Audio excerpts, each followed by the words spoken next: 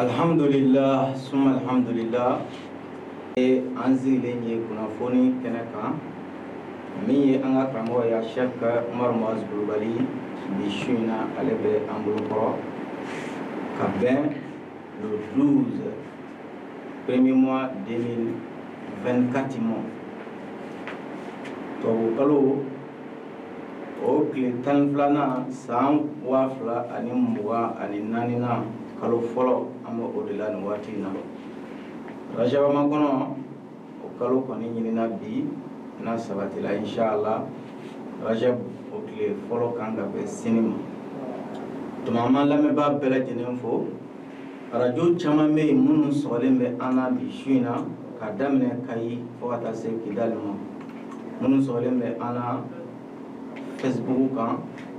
ani sira caman fɛ WhatsApp siraw fɛ an ka foli b'u bɛɛ lajɛlen ye jamana caman bɛ yen bi su in na minnu sɔgɔlen bɛ an na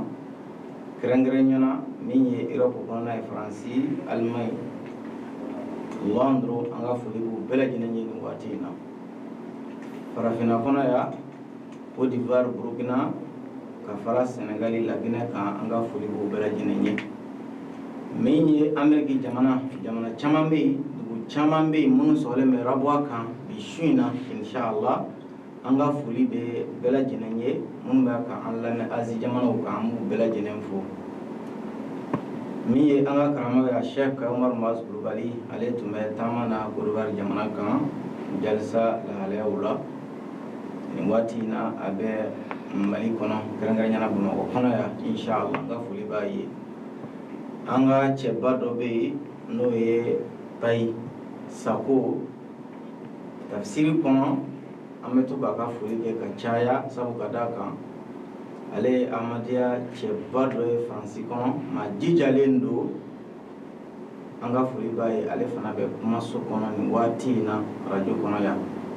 an bɛ bɛɛ lajɛlen fo an bɛna kuma di karamɔgɔ ma inshallah taala a bɛna tɛmɛ ni kunnafoniw ye falyatafaddal mashkur. أشهد أن لا إله إلا الله وحده لا شريك له وأشهد أن محمدا عبده ورسوله أما بعد فأعوذ بالله من الشيطان الرجيم بسم الله الرحمن الرحيم الحمد لله رب العالمين الرحمن الرحيم مالك يوم الدين إياك نعبد وإياك نستعين اهدنا الصراط المستقيم صراط الذين أنعمت عليهم غير المغضوب عليهم ولا الضالين آمين إن الله وملائكته يصلون على النبي يا أيها الذين آمنوا صلوا عليه وسلموا تسليما اللهم صل وسلم وبارك على سيدنا محمد وعلى آل سيدنا محمد كما صليت وباركت وسلمت على سيدنا إبراهيم وعلى آل سيدنا إبراهيم إنك حميد مجيد. الحمد لله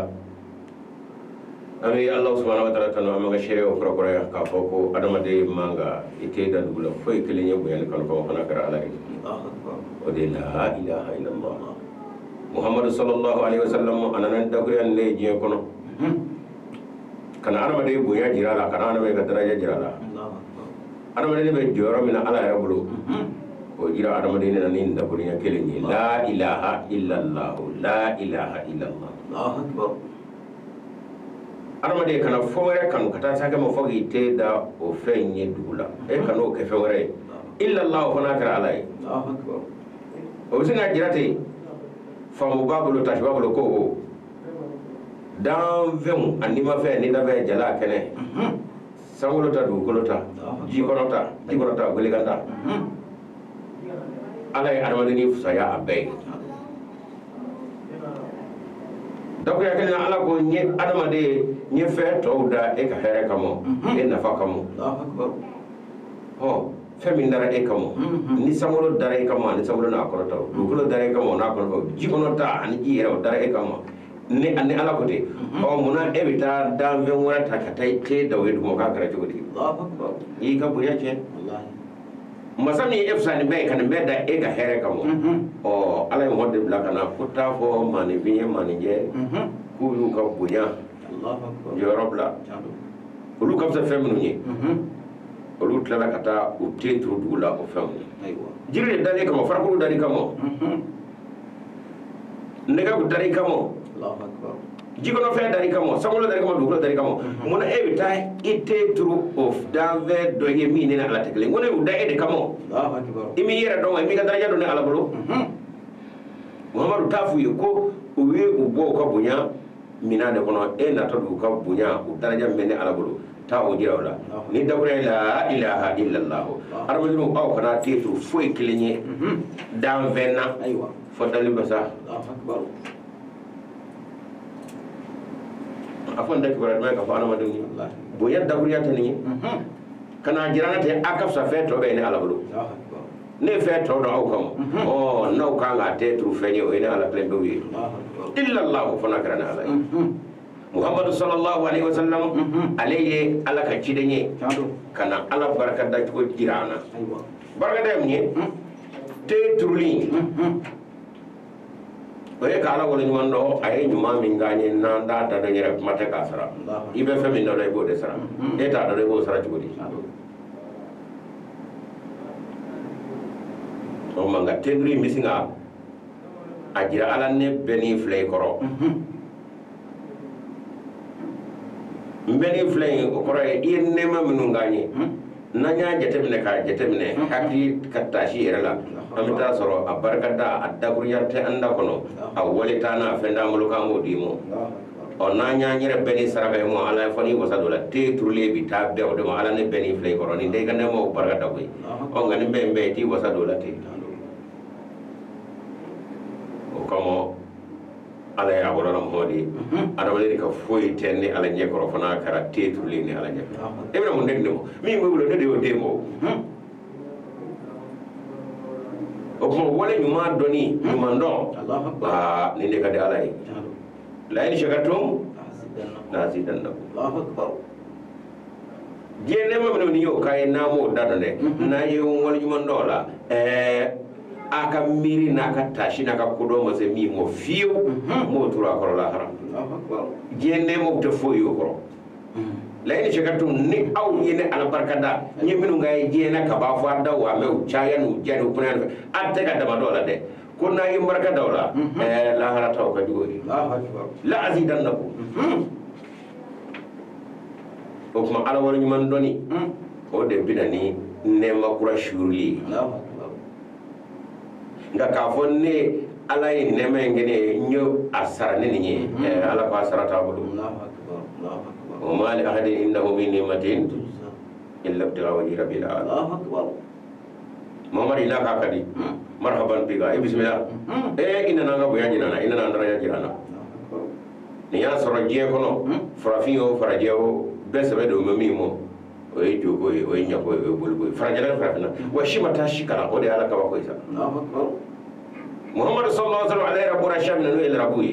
olu ka jogo ndara sabo ke masman bi oro Allahu akbar o yaro lu sabedo de wallahi wa oye alkaba be kele minga allamunu de alkaba lamunu ngweni nde wani me so kono almi me kabila ro tekni Allahu akbar o kuma je kono shashi ka jogo de shamina o el rabudi o ala ya dawa ko modu rek rek ka bo o jogo to lawla de ka kana wala na di jemo Allahu akbar awon to do makka to me jembe ka jogo to la de ala ya modu ko de la Allahu akbar o ka singa ta shashi ga ta nyigi yera ko awon la sulu ye jogo to de ay bella sulu ye jogo to de modu ya bura no be fi jodo ko Allahu akbar o makka ta yere ke ina fo dine ko la awon gonda ya nana no fay awon la sulu jogo to ngalo no o miri ko ni frafu ayo dabda anga juma la rabu tabo fiu to so le bi wora nye sangale kono do ga so bi wora de bi o mo la rabu fe fo ka ta sangale ba boli kele di batu ko fla soro cleo tina to wale a joro mi ga batu ya ro so de o wala mo de bolla sallallahu alaihi wasallam ka kana ni wala la nye ka di jembe mo o ala ka ko mi nye aywa do bato nyire ala yere kono ko mo de qur'an kono ka adusu ma ka jira ka ko u be do bato mina ngani yo ka inga filike mesra akbar muna akone ala nyini to de do aywa kada kani adamade bedani ala ko yi ala ko be adamade julla abam wala amiya bana ona miya willa ku aywa mana miya nganga da jugo mina farafin faraje be imiriya yala sa kuma betara be fangele mo aywa jubadura fara ala de yinna o ko ma ko mo angania kay nga sira kunu ma bulo kuma kana ta do ya kada angania kay wala ko lebi mine ngani adimo bara bara ma na'buduhum illa yuqarribuna ila allahi zulfa ku ngani yana de ku ba ta ka taw kulu fen ku ka usuru nyangala la yayiwa ko kuma kamo shite aywa fako ala hanna ba ko kawar la gaben fegre ni ko mala ko ma khalaqtul jinna wal insa illa liya'buduni adama de ne ma da foi kamo fone ala nyini kan zoro ko nyaada no miere ona miya wila fata nyedo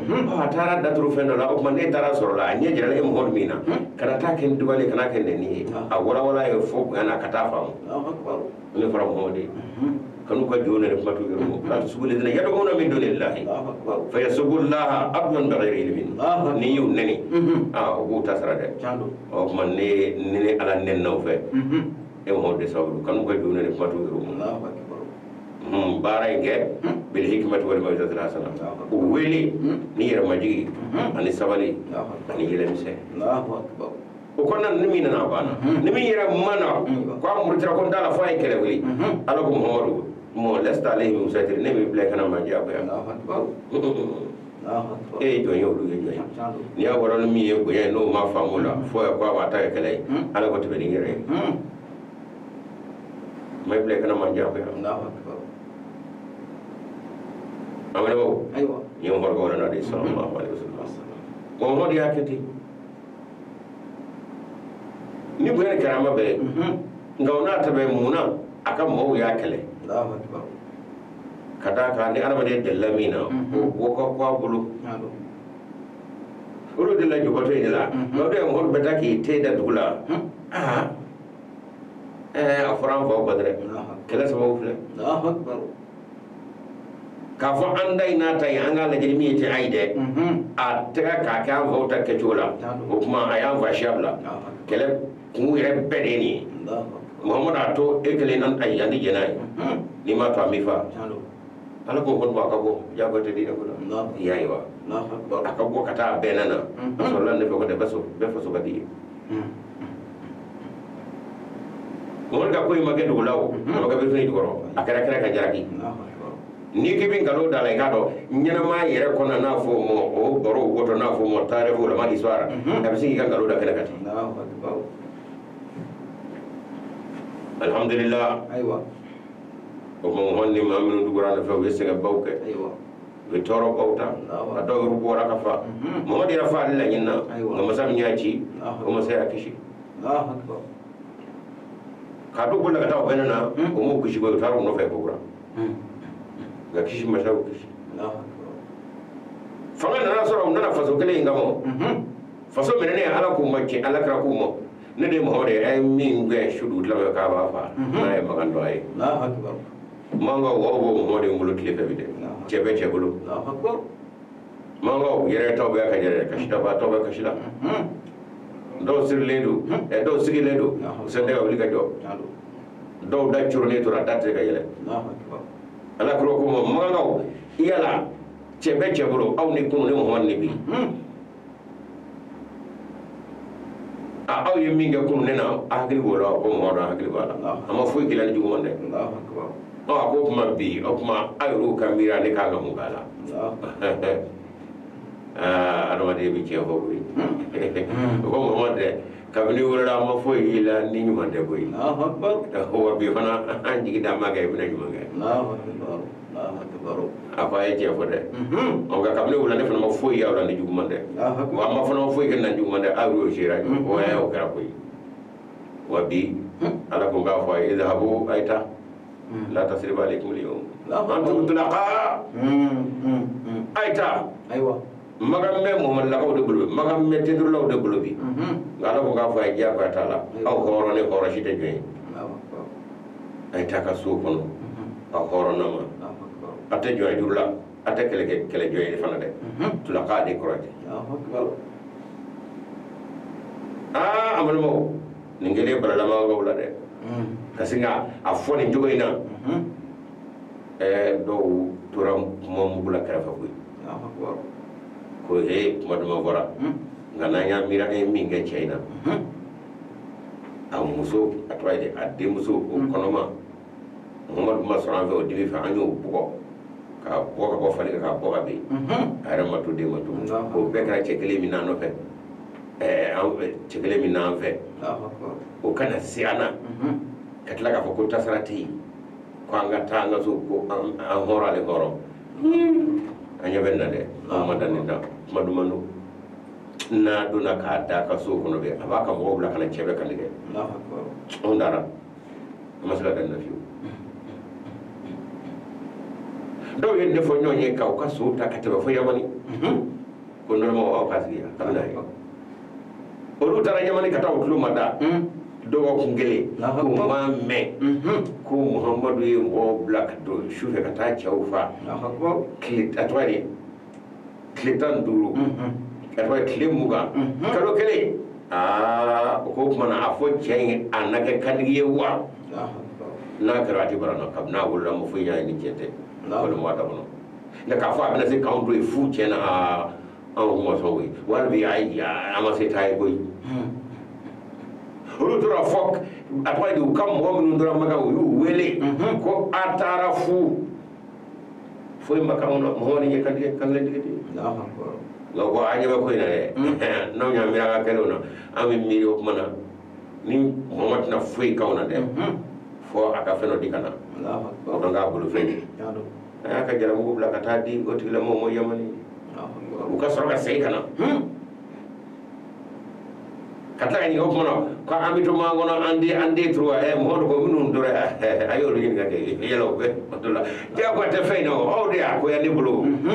ko de kam na damine ala ko lakum dil ko ladini no mo so mo tay mo ko may tay taka ayatu mo ka ta aw de ko abada lakum dil ko ladini ini gadi na gadi ay mo de tay diga on da dem ke o de klet wa bi magambe mo la ko bulu mba fo ay lakum dil ko ladini ni mi ma so kata ko le ka ni mo mitwala ko tola ambe maka ka utima shi wa manga yala awdi ne ko manga yala jago ko mun te to tayra wa sebe te dulo bolobi nga te dulo ta ko ma sheki te to jago amano Allahu akbar muhammad rasulullah sallallahu ni mu yanga ka faso maloya ka kuma shuli Allahu akbar ga wa ramade mo wallahi wala ka tarikhula je ya tarikhula chide minun jijira kana ala fe ala mani nyono daraja ani bonya amo dashimo minun ye juya simo fokata se falimo e katla kana suru la katla ka fonya fara fasai Allahu akbar du ko madali ka chayde muhammad Allahu akbar Allahu akbar ala man latka kirashi ni muhammad rasulullah sallallahu e nala ma min ye go mi ay ani gara muhammad de amal mo ay ni de musa nona de isa nona de ibrahim nona de yusuf de sulaiman nona ay chalo o kama fara ko ciidenw ga kudi yale de yawo ga o do Allahu akbar hala dan mo o do koy chalo arma de kewale o bi kama bayani kai yafa ani kasili segura o de goji Allahu akbar o alama lati musa mamne anama malke kreshi ni muhammad rasulullah sallallahu ka setu ye ka yafa min ye tonya ka yafa mo fasai ka toro ya fa mo suka ka yala sebe ye ta sarawa no ne ku ya fara lo kon ye to e dala ma ye te e ka do gade jaro ya ni fo mo mari wati mi aywa subhanallah nabila musa al fir'auna kara nyona o go la fir'auna nyewo re ko yitge Allahu akbar nga musa jama fara ka sai da fir'auna ka wobli aho mana am se ka do to ka fa ale siro fir'auna ka katla ya fa ayne Allahu akbar alo ke musa ma se ble Allahu akbar nabila muda isa ko aywa o min bi fo ka je era ko no do minun go ala delo olu yeru fe minun go ala dende zaga krado olu ke ba ka femi waka aywa o ya gwane ka do ala da sinaga sira du gulo kamo nya ka yele sabe o ala bi ja fara de kana foro Allah akbar o ka fo ale sisro atla ka ya fo mamu no ya to yo aywa amo fo ale ka jodi ya wudem ñu ale prepara fo ale tara sabe o yo bi misiri bulo ay go anna digi blewa ana do isaboy kada ko ngira wati mo asro se yahuda ko doni no ka famia mabunya on ni isra ki jora kata isi ala krafe wala gele de semini yahuda mo bi ay go itina dola krafe sa da ko ya gele na o ye ubi afoko akono go wudu ma atara sabe o ye ku kori ka soro ke ta jabara isa mata sabe an bodo ngal nebi fo on gana kirate fana o mana ka do ale se soro an jugu ka nga katla ga yafa mo matan zuwa be o ya nona mi Allahu akbar Muhammadu Rasulullah sallallahu alaihi wasallam o ko ni ale ga kreya ni o do kira to ga kira ba le tare kono fɛn no b'a jira k'a fɔ karisa ye kira ye karisa ye alama ye karisa ye ala dɔnna ye i y'a fɛn fɛn ka wala ta kana mɔgɔ ta kɔrɔ a bɛ se ka bila mɔgɔ ta sumana de a ti ye mɔgɔ ta kɔrɔ a nɔrɔ ti ye mɔgɔ ka nɔrɔ bɛ se ka bɛɛ kun o komi a fɔra fɔ siraju karamɔgɔ a fɔra fɔ siraju ko tile don ni tile bɔra ka ban n ko dolo ti dolo bɛ yen kalo bɛ yen nka mun na tile fɛ ne de ye ta ye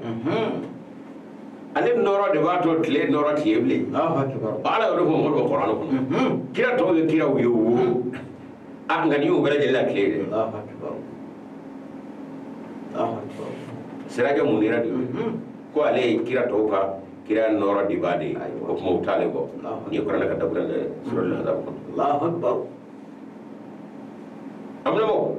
o kuma na an b'a ɲini ala fɛ a ka ne mana barika a ko o suuri muhamadi in kan sallallahu alaihi wasallam hanna koray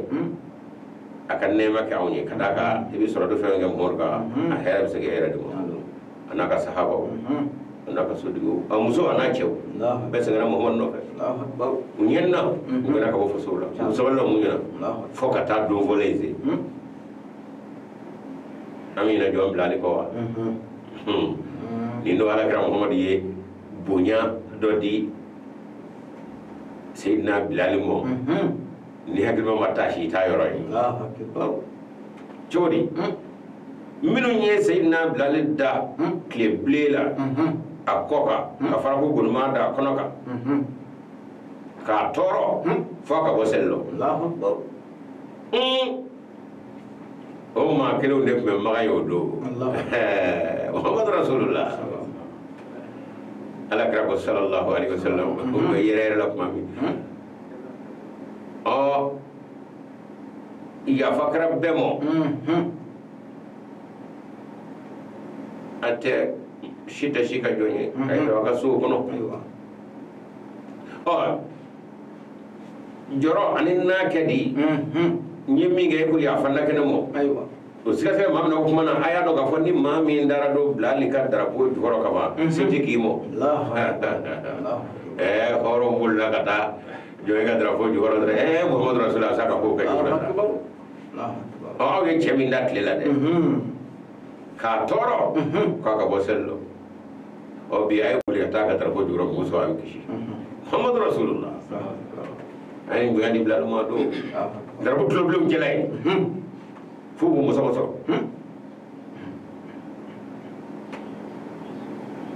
ni yoro rabe Sayyidina Umar ko kuma ito de ni dota do ko ko Sayyidina Umar ka khalifa fana na ikado ale ni zuga fana ke to de Bilali ye tumana mina abora Madina kana Maka do khalifa ya so de Madina mo Maka dugutigi denw a kotigi denw olu giringirinna kana Sayyidina Umar kunbɛn kɔfɛ Sayyidina Bilali kun nana bɔ Allahu akbar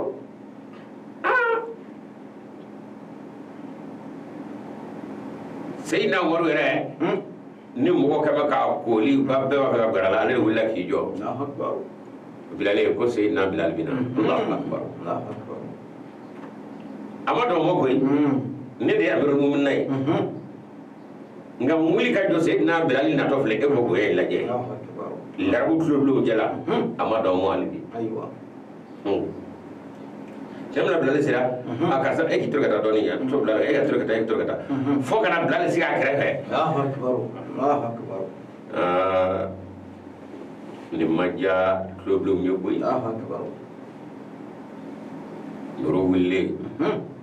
ese no ngor de krefe de ko maro e yon no ya bi on ne ma ba de ni e nana on ye me ami koro e ga wuli ki jo kam lali be o shima ga baje ya ka on tur ka bui koro fo ata umaru si na umaru e ko kana be ko sai na umaru ko ya ko ma fa mo ne ma kala de ako afaw de akala de jëm ne juga sa sai na muhalla jëm ne afa lani afaw no mo ko de odo lani pe fu du mo lu fe o me ko ra du mo aw ka kuma na nene ma o bilali sengen ni ngi islamay ka fro hal ne ta kuma aw ko ne ga ke to ke fliwa na ko ne ka wuli ka pembe ka bilali ka buya nyona mene tsuna ko di aw mo ne tsuna o kuma yuli ay jemine munu ba fi ka ngwara da islamay la kwa teke ay tawlu kale Allahu akbar o kala wu ko shuru ya ro ka fo umaru na ta ko u fo ye duga min da kadina segara ko ngo o do ko mai Allahu akbar blali sabali mi ngi ko toro ko nana o de o go bla se no woro sura mo onga dine nyema folo nu ya ka kajirana de nganda sembe kulla de de amal mo e ko mor ka ko le la subhanallah ka jira ko ya damo Allahu akbar fa ko horo ko ya ko ngana da ludu mo garu sumanati Allahu akbar amanya Allah subhanahu wa ta'ala fa ako sabo kabru noro anga ma ko no gara dina bi de bulan daba nga di mana nuna sa wara lezina tabahu bi sallallahu yawmitini Allahu akbar ulu fara sangena o ngenna wallahi uye jadi ke wa soro ne no mo wulu ulu de jora ala kraka sabo seno na yan ko ko le jiru no ga nashi yan mutagu faru o de jora sabo kan buru ani tamando na ya Allahu akbar anga jamana no ko fi de pime da bali pime ya onge da bali duya Allahu akbar ulu de takadina pime o kuma minu ngara dinen na ba folo isa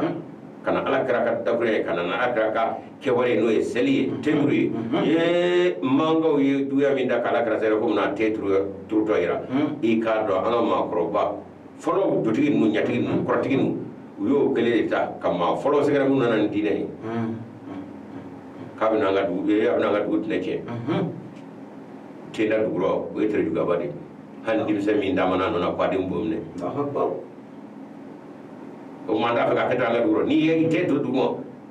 aburi che ka nga dugro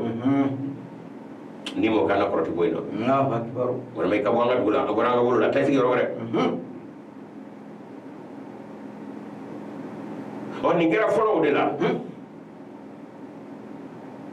o mange ni ngwere ba chumi anda bo jerowa anga blasra Allahu akbar o yo nga fole sale o ra ka gifa abo yere ko te bina duche Allahu akbar wa ibita boy wi korati boy na de ndawali no manya kene kan jaraki wi ma do ci shufo wi tay kasar ni fini ko nay tay Allahu akbar wa so korati mi do dawali mi wallahi Allahu akbar ngene ngene cem na kadase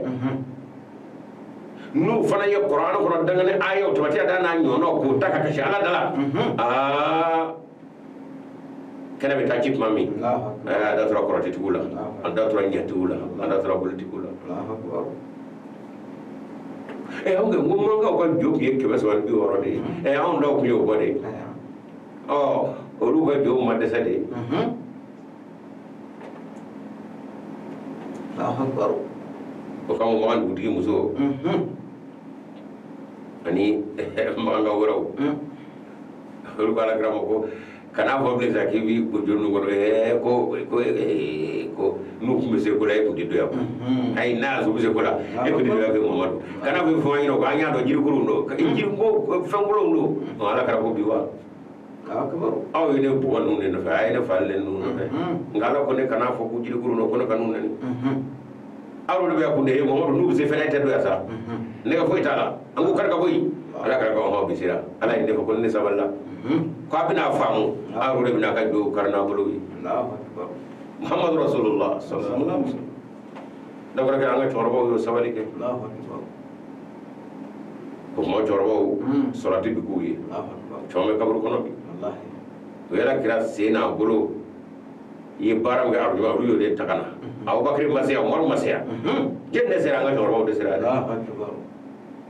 urana mu yana ka sen tar kira de kira Muhammad de kira Muhammad sen na bulu na da ka la fami ko mo ka da ka ka fo be ko ma ni min dara Muhammad ka kewale anaka kuma ka ne tara ula sero mi yala kira ka bara de ke Allahu akbar ikra ala kira sen na bulu yana sa bo yoro la Allahu akbar ko mo ni suratu kira ala kira ku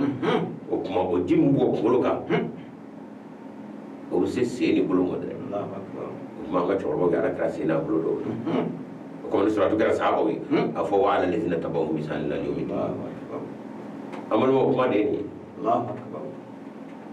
ko jitigi nu na jitigi mu dago farde nu ni mambo ko ki boru boko fa dina ko la ite ko do de diga arab ga men gele ngele de dina bamba yawa itme yawa yara ka de do lu fe Allahu akbar kala saka to ta kala kana Allahu akbar ne kɛra hakilima ye sa e b'i den olu kɛrɛfɛ o ka bonya jira u la nka n'i ma kɛ hakilima ye i bɛna n'i ka arabu kan mɛn n'i ka kanja k'i bɛna olu lebu k'a donna ta a ye dɔn an k'o dabila k'o de sababu lebu o yɔrɔnin bɛ kisa dɔ fɔ kisa in ye jumɛn ye Sayyidina Bilal radiyallahu anhu Ethiopie ka do farafin do ala ka sele wele do dakurunya shinu bitoka progota da la bake sinwe ashhadu mitoko ja baka asadu sahaba la do mi yele ngaw ti so ambara la ka do no bi yele ko kumulo do kama ko kay ala ka nana so mala ambo darabu mo cedo blanda aka azanu fogo jigine ko kadi ala e katama hawta fogo jumaka Allahu akbar ya ro kam menade